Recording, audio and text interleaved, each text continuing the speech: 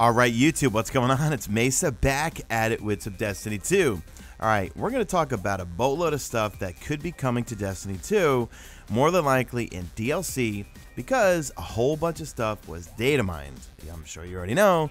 Destiny 2 hit PC today, and the folks data mined a whole bunch of voice lines, and there was a Reddit user, and I'll link in the description. He went through about 26,000 audio files, and we're going to learn some pretty interesting stuff regarding DLC, future stories, possibly a fourth subclass, returning to some old destinations from Destiny 1, and so forth. So you know what? Let's get into it. Let's kick this off with talking about the first expansion. It's going to be called Curse of Osiris. This is confirmed by Bungie, and it actually leaked out on Xbox Live. So before we get into all the voice lines that kind of relate to some of the things we're going to learn about this DLC, let me give you the overview of the DLC. So, Curse of Osiris continues your Guardian's journey with all new story missions and adventures set in a new destination, Mercury. Journey through time and space to learn the secrets of Osiris, avert a dark future, and rebuild the ties between the legendary warlock and his greatest student, Ray.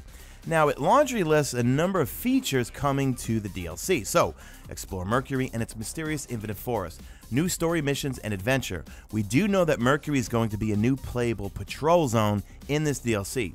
New themed weapons, armor, and gear to earn. It says new cooperative activities and new competitive multiplayer arenas. Now, there's no mention of a raid. If there would have been a raid, I think it would have been in the description. I got a feeling, and this is me speculating, for the endgame activity for the first DLC, it's going to be some sort of horde mode. Now, I'm predicting that just because of the fact that, okay, if we don't have a raid, well, what else could they do to give us some sort of endgame activity? You know, with House of Wolves, we went to Prison of Elders. Now, we do know for a fact that Prison of Elders is not coming back to Destiny 2.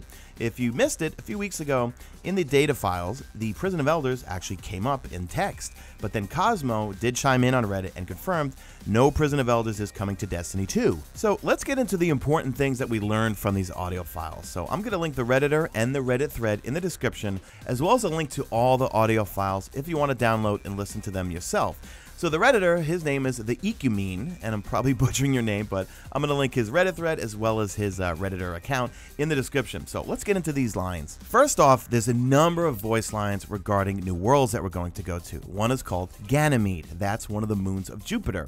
Also, there's one called the Myriad. I'm pretty sure the Myriad, that's going to be the patrollable space on Mercury. There are also, since we're on the topic of patrol zones, there's a number of voice lines that talk about patrol zones on Venus, Mars, the Dreadnaught, and Old Russia, and we're going to talk a lot about the Dreadnaught.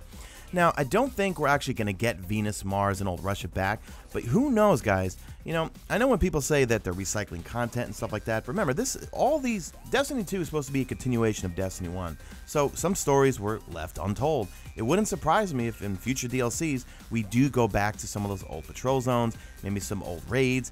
You know, when I go through this Pyramidion strike, and I think to myself, man, if the Vault of Glass looked like this, if we got a revamped Vault of Glass, as much as people would complain that it's a reskin, I would like to see that, but that's just me speaking off the top of my head. Now, they talk a lot about Phobos and Mercury, of course, and, you know, Phobos is hinted at a new patrol zone. We don't know right now. We know that Ganyemede, that's definitely talked about, and also the Myriad, which I think the Myriad's going to be Mercury. Now, this one's a little weird one, and I don't know whether to take this with a grain of salt or not. He says from the audio files that Cayde 6 dies, and he says that because future Recoil and New Monarchy have lines mentioning his death and what comes after. However, the Redditor, the Ekumene, did edit his post and say apparently these are in-game, so I suppose they might have been scrapped. How odd that they exist but mean nothing. I don't know, I've never heard them in-game before, so who knows if this will actually happen. I can't see such an integral character within Destiny 2 dying, but then again, it would make for something interesting if he dies and then he's resurrected or something. I don't know. Let me know what you guys think in the comments section. But I think Cayde 6, Nathan Fillion, he's too important to the Destiny franchise. I don't think he's going to die. Now, also, Shiro's mentioned. Remember Shiro 4? He was kind of like a Cayde 6 light, as I always called him, over at the Iron Temple. But according to the audio files, Shiro is going to be on Mercury, and Osiris is actually going to come to the tower once again. Now, here we get some conflicting information, because he goes on to say that all Destiny 1 events will return along with new ones. And then he says things like Crimson Days, Festival of the Lost, and he says next year, and then he says SRL, etc. Nothing about the Queen's Wrath. Now, Festival of the Lost, Deej did confirm on Twitter the other day it's not going to be here this year, but if it's in the audio files, perhaps we'll get it next year. Deej did confirm, he said no Festival of the Lost, the next live event is going to be the Dawning. Now, also in the audio files, the Reef and Prison of Elders, along with Petra and Variks, are mentioned.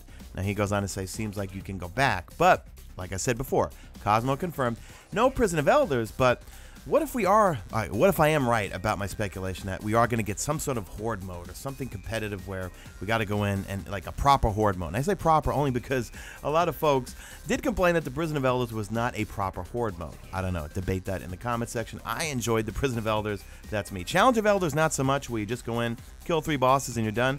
I liked going through all 5 rounds, and Skolas was probably one of my favorite fights in the game. But we haven't really heard anything about Petra and Variks, or even Eris Morn for that matter. So what if this new endgame content is maybe run by them? I don't know, speculate in the comment section, but really curious as to see what happened to Eris. We know Eris is still alive. We know that from some of the story, depending on if you played the story and you're a veteran, you did hear Cayde 6 talk about the time that he stole or hijacked Eris' ship, and that she's fine. So she is out there. We just don't know where she is, but I get a feeling she's definitely going to come back in some fashion in one of these DLCs. Also in the data files, it indicates that Sparrow Racing is going to return, and they also talk about Marcus Wren. Now, if you don't know who Marcus Wren was a hunter who was involved with Sparrow Racing, but also the creation of those hunter boots, the Stomp EE5s. Now, the Black Garden and the Vault of Glass are mentioned, and the Redditor goes on to say, perhaps a trip back? Well, let's dissect that for a second. Look, I would like nothing more than to see a Destiny 2 version of Vault of Glass, but perhaps they include the playable space as some sort of patrol zone, or perhaps some story things. I would love to see it come back, and I'm sure people would hate it, and then at the same time, everyone would love it. People would complain, recycled content. Other people would say, oh yes, we get to go back to the Vault of Glass. That would be really cool. But reading into it, I'm thinking Black Garden and Vault of Glass, more than likely it's just character lines talking about what happened in the past, maybe trying to tie up some loose ends. Now, there is a whole boatload of files that talk about the Dreadnaught. So the Dreadnaught could be returning. Look, we know the Dreadnaught's still there, didn't go anywhere. The Taken are still alive, they're all over Io. It would not surprise me if in a future DLC we go back to the Dreadnaught. Before everyone chimes in, reskin, can't come up with new destinations. Look guys, all this stuff, the way I look at it, Destiny 2 should be trying to tie in stuff with Destiny 1. Dreadnaught's still there. There might be a reason to go back. And when you read some of these lines here that are from the audio files, it might make sense. So some of the audio files include things like, the Dreadnaught remains operational and must be contained. Caution is your ally on the Dreadnaught. Do not become lost in its depth. When the next Dreadnaught arrives, I would prefer it to find an empty system. The War Cult would pay you handsomely to plunder the Dreadnaught. I can't imagine the horror you've seen on the Dreadnaught. You and your ghost are brave for boarding that ship. We've defeated Oryx, but the Dreadnaught still lives. Do your part to fight it.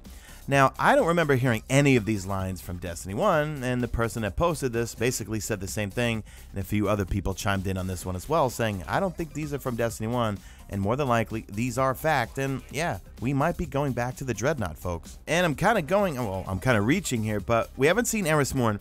Would you imagine if they brought the Dreadnaught back for one of the DLCs, and as one of the destination NPCs, guess who it is?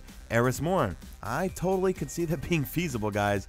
Let me know what you guys think in the comment section. Now, also just to backtrack and talk about the Myriad, we know that's definitely confirmed. There also was just an old post from about 20 days ago where we saw some screenshots in Russian, but of course translated in English, but someone got a ghost shell that says detects resources on the Myriad, or on Myriad, located in a 30-meter radius from the player. So I'm still going with the Myriad's going to be the patrollable space on Mercury. That's going to do it for the video, guys. There's, pretty interesting stuff here, and it's all from the data files. I'm going to link the data files, as well as the Reddit thread, as well as the Redditor, everything in the description. Have a go with it, guys. Listen to some of the audio files. Really, really interesting stuff in here. Let me know what you guys think, as always, in the comment section. Do me a favor, guys. Drop a like at this video, only if you see fit. Follow me on the Twitter, @MesaSean. Check out my stream. Usually know it's on YouTube, and that's it. I'm out of here like Vladimir. And to address some of you guys in the comments this morning, yeah, people get annoyed when I say the Twitter. That's from the movie Snatch, right? If you know the movie Snatch, Guy Ritchie, yeah, that's where that's from. But some people get annoyed, so I went to follow me on Twitter, @MesaSean. Anyway, I'm babbling. Love you guys.